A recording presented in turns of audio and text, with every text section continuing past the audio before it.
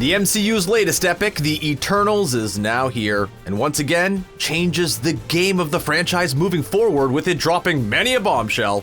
In this video, we will go over the movie's ending, as well as the importance of the movie's not one, but two post-credit scenes. Let's go. Oh, and spoiler warning, there will be some heavy Eternal spoilers in this video that will take an eternity to erase from your mind.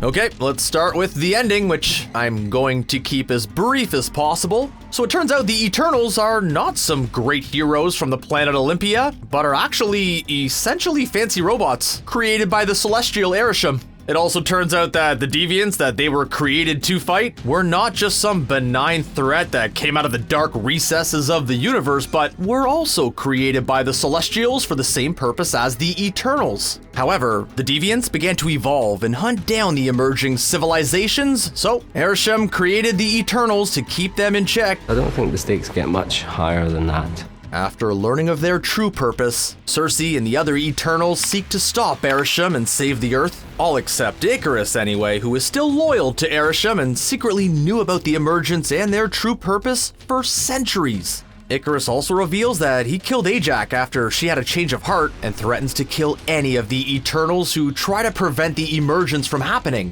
A fight ensues between Icarus and the Eternals, but he eventually surrenders after looking into Cersei's eyes and remembering all the happy memories that he had on Earth. And then the Power Rangers, the Eternals, through Cersei, turned Tiamat to stone, saving the Earth from the apocalypse yet again. However, Icarus, being ashamed of what he's done, kills himself by flying into the sun.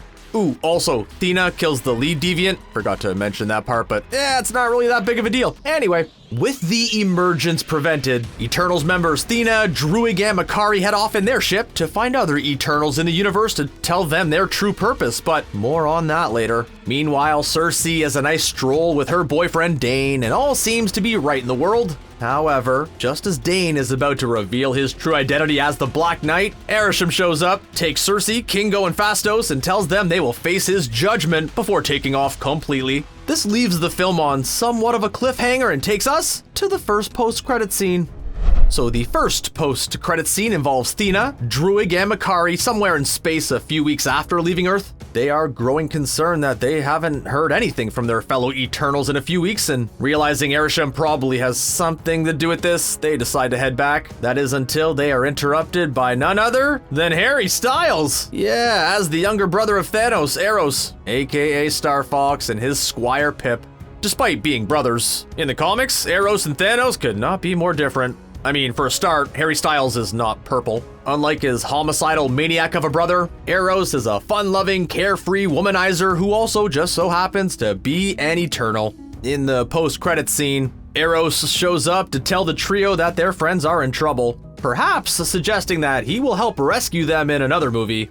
Although rumblings at Marvel have suggested a sequel to the Eternals is not a sure thing given its early negative reviews, the end text says the Eternals will return, and there is no way you throw someone like Harry Styles in there without him having some importance later on. Another option is that he helps Thena and company locate other Eternals across the universe in a bid to get them to see their true nature. Having an episodic Disney Plus series, that could be a way to go and could help branch out the cosmic realm even further, but for now, we'll just have to wait and see what Eros' role will be, as we have another important post-credits scene to discuss. As we mentioned, Kit Harington's real identity as the Black Knight has been a poorly kept secret, especially if you are familiar with Marvel lore, and he was just about to reveal this fact to Cersei until he was interrupted by Arishem. However, in the post-credits scene, we see him opening up a chest which reads the words, "Death is my reward," to reveal the Ebony Blade. The Ebony Blade is a magical blade forged by Merlin and Sir Percy from the Starstone meteorite and was enchanted to cut through any object, as well as prevent the death of its wielder and to deflect any magic. But it also carries a curse that would slowly corrupt any user and cause a lust for violence, bloodshed, and death. Dane is just about to pick up the blade when a mystery voice calls out to him asking if he's ready to do that.